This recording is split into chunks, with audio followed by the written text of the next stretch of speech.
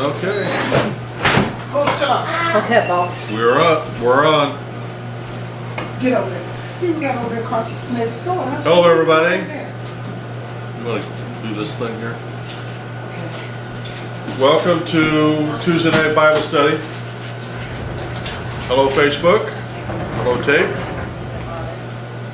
Tonight, before we get started, I want to say thank you to the girls that did the cooking. There was Lori, Renee, and Margie. We had fried chicken, mashed potatoes and gravy, spinach, carrot cake, tea. It was awesome. You guys out there don't know what you're missing. It was great. Thank you, guys. You're welcome. Tonight, while we were eating, we were talking about keeping your spiritual fuel tank full. And I'll just cover briefly. It's kind of like if you don't do that, keep your fuel tank full spiritually, you will run into spiritual problems because Satan is out there always trying to steal, kill, and destroy. So the only way to protect against that is to do the four basic things. If you had a car, it would be, making sure you got air in your tires, fuel in your tank, oil in the thing, and water for your windshields. Spiritually, we're talking about prayer, reading your Bible, going to church, and tithing. I forgot which one.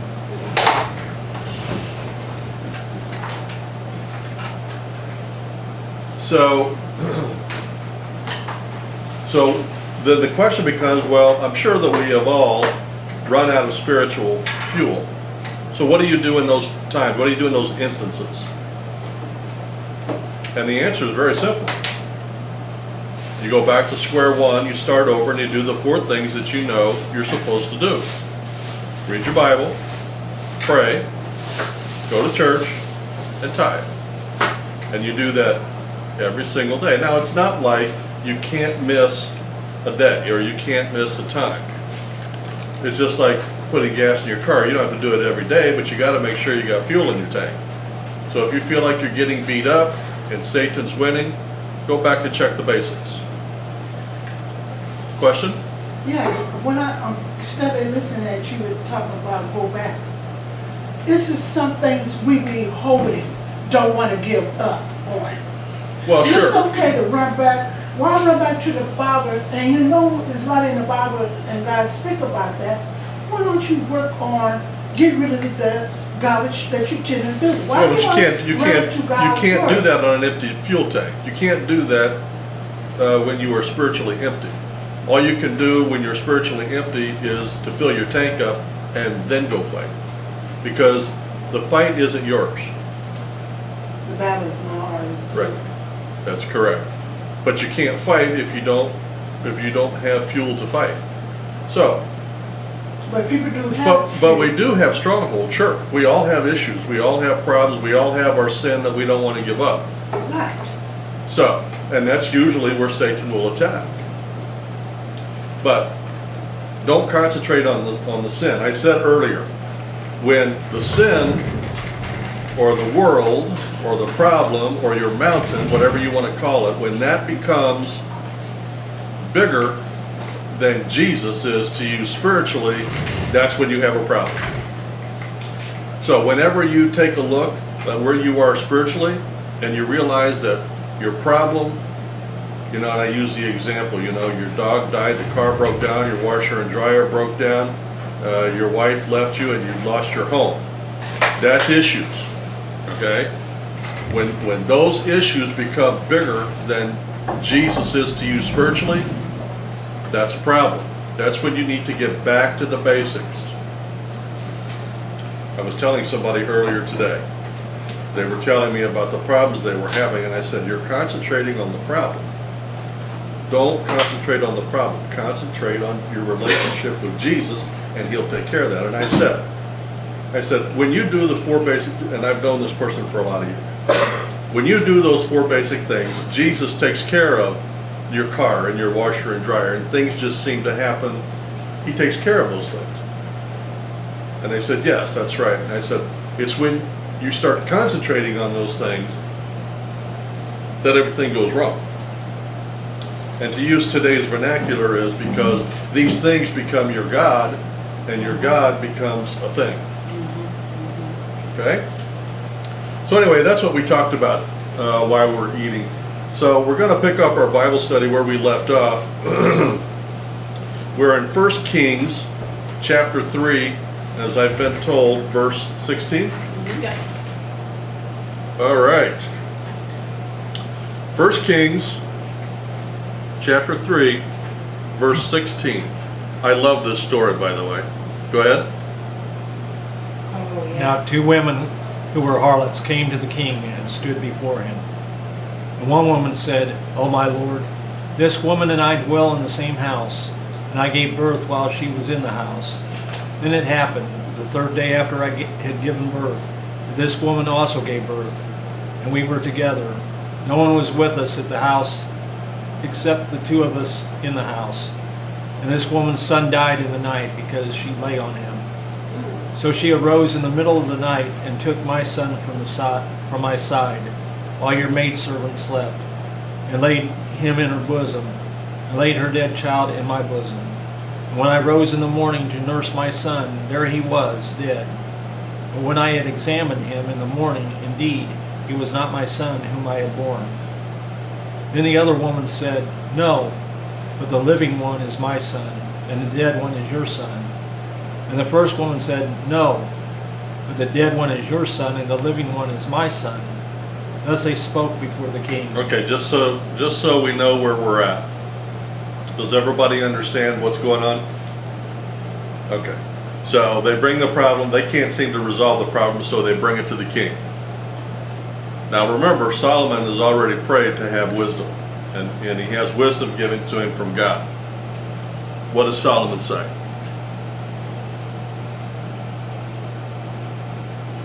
And the king said, the one says, "This is my son who lives, and your son is the dead one." And the other one says, "No, but your son is the dead one, and my son is the living one." Then the king said, "Bring me a sword." So they brought a sword before the king. And the king said, "Divide the living child in 2, and give half to one and half to the other." Okay, stop.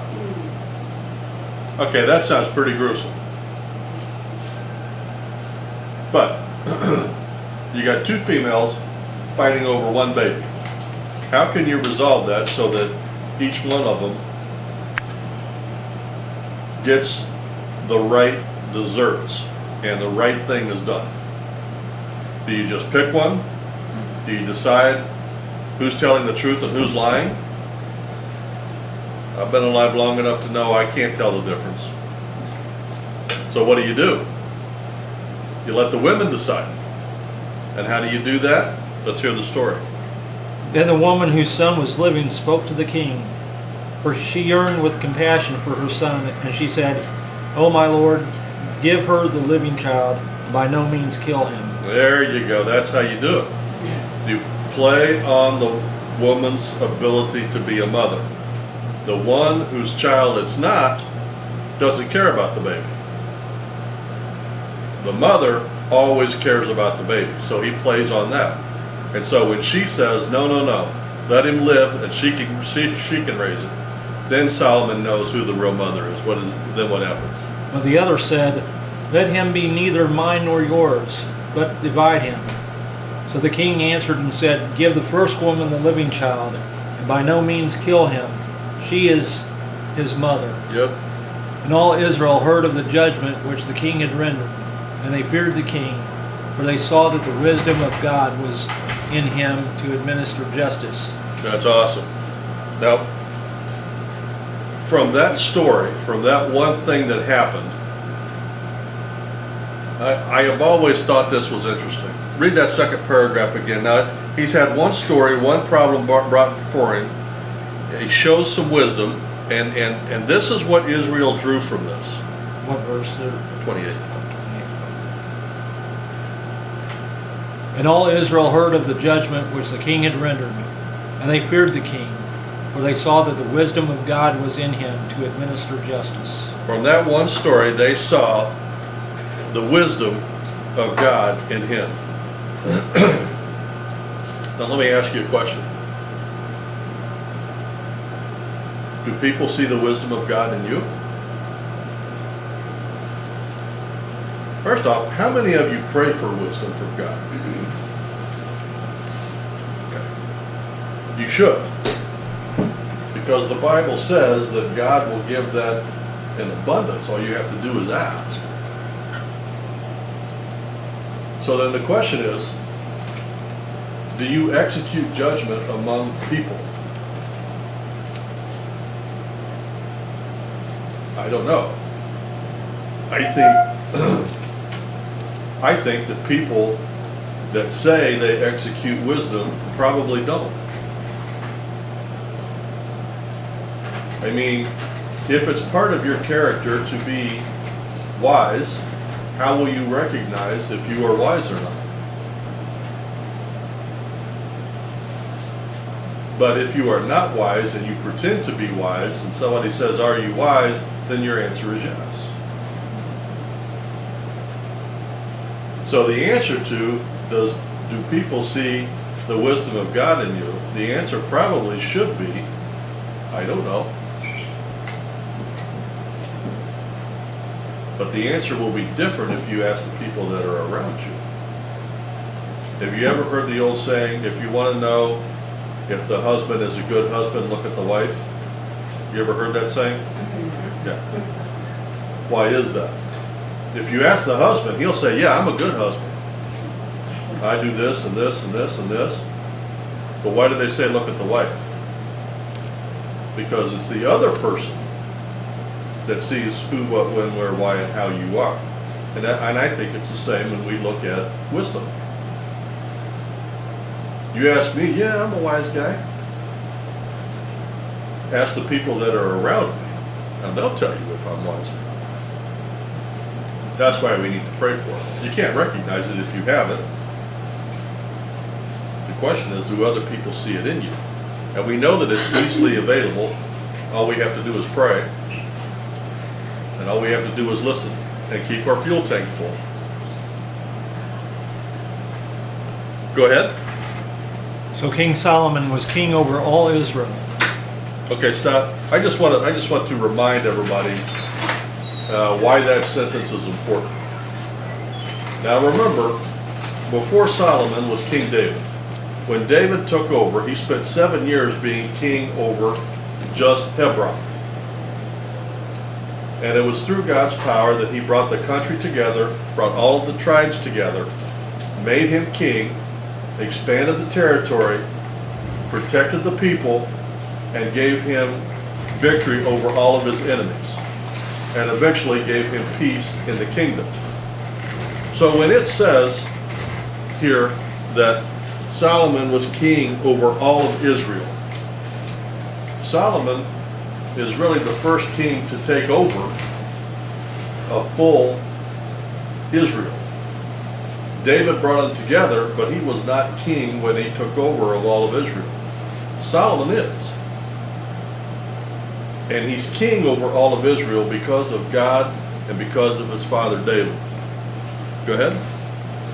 And these were his officials: Azariah, the son of Zadok, the priest; Elihoreph and Ahijah, the sons of Shisha, scribes; Jehoshaphat, the son of... Okay, these names aren't going to mean a whole lot. Go down to verse 7. I can't pronounce them anyway. Right. And Solomon had 12 governors over all Israel, who provided food for the king and his household. Each one... Okay. Remember I told you last week that numbers mean something in the Bible? Here we have 12 governors over all of Israel. The number 12 is the number of government. There was 12 disciples. There's 12 governors, huh? There was 12 tribes. And 12 tribes. Okay, 12 is a number of government. Okay, go ahead. Each one made provision for 1 month of the year.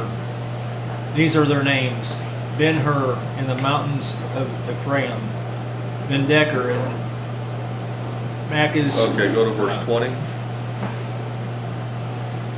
Judah and Israel were as numerous as the sand by the sea in multitude, eating and drinking and rejoicing. So Solomon reigned over all kingdoms, over the river to the land of the Philistines, as far as the border of Egypt. They brought tribute and served Solomon all the days of his life. Okay, so we're starting out with the kingdom of Solomon. And he's going through laying out his government. And it tells you who the 12 governors were and who the people that took care of different parts of the government was. And they're just letting you know that he is over all of Israel. And then it says each governor took care of 1 month provision for all of the tribes. Now the last part is the geography of Israel, telling you how big the land is that Israel has. Okay? So now we have the geography of Israel, we have the tribes of Israel, and we have a whole picture of exactly how big and how complete the tribes of Israel are. Go ahead. Now Solomon's provision for one day was 30 cores of fine flour, 60 cores of meal, 10 fatted oxen, 20 oxen from the pastures, and 100 sheep, besides deer, gazelles, roebucks, and fatted fowl. All right, when it says Solomon's provisions for one day, what does that mean?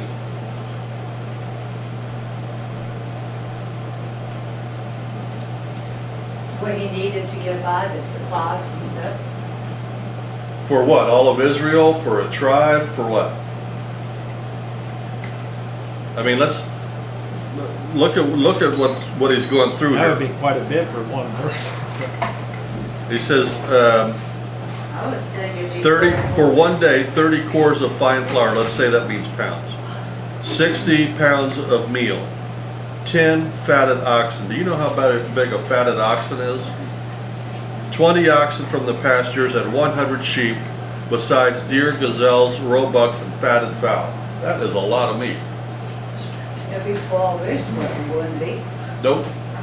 Just for the palace. Just for the palace for one day. Just for the palace for one day. Now that'll give you an idea of how big. Remember, physically and spiritually, when David said, "These people will eat at the king's table," remember I said that was a blessing to be able to eat at the king's table, just like we're going to eat at Jesus' table. Well, in order to do that, you have to be able to feed them.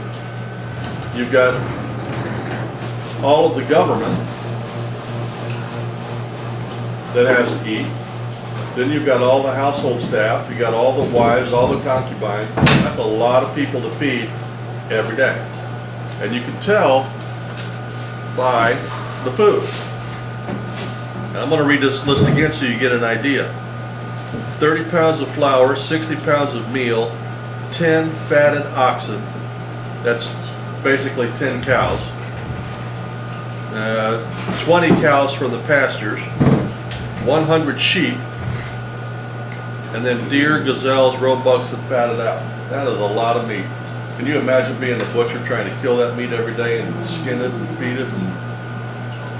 So anyway, just to give you an idea of how big the government is and how big the king's table was at every meal. Okay, go ahead. For he had dominion over all the region on this side of the river, from Tifsa even to Gaza, namely over all the kings on this side of the river. And he had peace on every side all around him. And Judah and Israel dwelt safely, each man under his vine and his fig tree, from Dan as far as Beersheba, all the days of Solomon. Okay, so what is that paragraph telling you?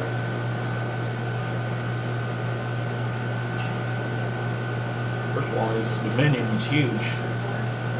That's correct. What verse were you on, John? I Just finished 25. Yeah. 25. The key here, once you get past the size, is, and he had peace on every side all around him. Now, this is why that's important. Remember, David wanted to build God's house, right? And God told him no. Why did he tell David no? Because he had blood on his hands. That's exactly right. It's not that well, I guess he did kill one guy, but most of it was because of war. And it was all blessed by God, but it was still blood on his hands. So here, God wants Solomon to build his house. So God is giving him peace, so he won't have blood on his hands. And it makes a point of saying there was peace all around. So he didn't have to go to war. He didn't have to kill anybody. God gave him peace because God had a message or a job for him. Which, by the way, this is an interesting thing, spiritually speaking.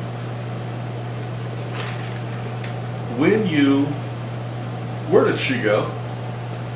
Shannon there. She went home. Or Shannon went home, yeah. Oh, okay. Do we know I'm why? getting a. Sorry. Okay. So anyway, when you are in the middle of God's will, which Solomon is at this point, when you are in the middle of God's will, God manages to give you peace around you. Now that doesn't mean things don't happen and things don't go wrong. It just means you have peace. Now, when you are not in God's will, no matter how good things are going, you don't have peace. How many times have you heard that rich people have everything in the world and they're the most miserable people on the earth? Okay? That's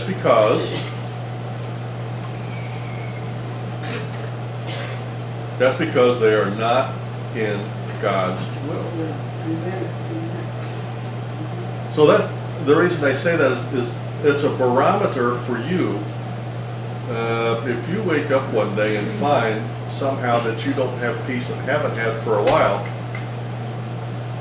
you need to ask yourself, am I in God's will?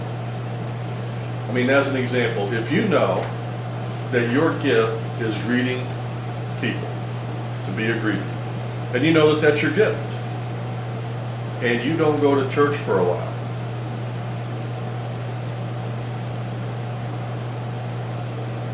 you will eventually not feel peaceful because you're not doing what you should be doing. On the other hand, if you do it, you may be tired a lot. You may have issues. You might worry about the money to do what you need to. But you will always have peace as long as you're in God's will. Am I right? Yeah. That's why some pastors, in fact, most every pastor that I've known, they work ungodly hours, and they work like dogs. But if you ask them, they will tell you, "I have peace. I would rather do nothing else." They're really not going to really tell you the truth. Huh? They're really not going to really tell you the truth. No, that is the truth. If I'm in God, okay. I will be 60 in 2 years. And if you take both of my jobs plus the ministry that I do, I work about 85 hours a week. Okay? Most of the guys that are less than half of my age cannot do that schedule. I'd have it no other way. In fact, I get bored sometimes because I'm not out doing the things that I know still need to be done. You can run forever in God's will, but you can't run very long without God's will. Okay, thank you. That is a spiritual truth. And that's one of the messages that is coming through in this. Solomon is in God's will, and he has peace all around him. Because God has a job for him. All right? Go ahead. Solomon had 40,000 stalls of horses for his chariots and 12,000 horsemen. And these governors, each man in his month, provided food for King Solomon and for all who came to King Solomon's table. There was no lack in their supply. They also brought barley and straw to the proper place for the horses and steeds, each man according to his charge. And God gave Solomon wisdom and exceedingly great understanding and largeness of heart, like the sand on the seashore. Thus Solomon's wisdom excelled the wisdom of all the men of the east and all the wisdom of Egypt, for he was wiser than all men, than Ethan the Ezrahite, and Heman, Jalcol, and Darda, the sons of Mahol, and his fame was in all the surrounding nations. He spoke 3,000 proverbs, and his songs were 1,005. Also he spoke of trees, from the cedar tree of Lebanon even to the hyssop that springs out of the wall. He spoke also of animals, of birds, of creeping things, and of fish. And men of all nations, from all the kings of the earth, who had heard of his wisdom, came to hear the wisdom of Solomon. Okay. So, in this passage, we are seeing the fruit of his prayer to God for wisdom. And God has given him abundant wisdom, not only of the baby's story that he told, but of animals and plants. And his wisdom was so abundant that people from all around the world had heard about Solomon, and they all brought him tribute. They all wanted to hear of him. And not only could he speak it, but he was writing it. He talked about his proverbs and about his songs. We have a book in the Bible called Song of Solomon. We have a book in the Bible called Proverbs. This is all wisdom from God through Solomon. Okay? All right, go ahead. Now Hiram, king of Tyre, sent his servants to Solomon because he heard that they had anointed him king in place of his father. For Hiram had always loved David. Then Solomon sent to Hiram, saying, Okay, hang on a minute. So, David and the king of Tyre were close friends. And so David dies, Solomon, his son, becomes king, and the king of Tyre reaches out. And he sends him a letter. And this is what the letter says. You know how my father David could not build a house for the name of the Lord his God because of the wars which were fought against him on every side, until the Lord put his foes under the soles of his feet. But now the Lord my God has given me rest on every side. There is neither adversary nor evil occurrence. And behold, I propose to build a house for the name of the Lord my God, as the Lord spoke to my father David, saying, Your son, whom I will set on your throne in your place, he shall build the house for my name. Now therefore command that they cut down cedars for me from Lebanon, and my servants will be with your servants, and I will pay you wages for your servants, according to whatever you say. For you know there is none among us who has skill to cut timber like the Sidonians. So it was when Hiram heard the words of Solomon that he rejoiced greatly and said, Blessed be the Lord this day. Okay, so hang on a minute. So Solomon is not king very long, and he sets out to build God's house. Now David has set aside all that he could, the gold, the silver, the money. So now Solomon's going to get down to the nitty-gritty. Now he has trees, but he doesn't have the types of trees and the number of trees that he wants. The cedars of Sidon are a special type of tree. So he writes a letter to the king, who was friends with David, and said, Hey, I need your trees, I'll pay you whatever it is you say, and I need your help with your servants, and I'll pay you whatever it is you need for that, but I need the trees. And the first sentence is, So it was when Hiram heard the words of Solomon that he rejoiced greatly and said, Go ahead. Blessed be the Lord this day, for he has given David a wise son over this great people. Then Hiram sent to Solomon, saying, I have considered the message which you sent me, and I will do all you desire concerning the cedar and cypress logs.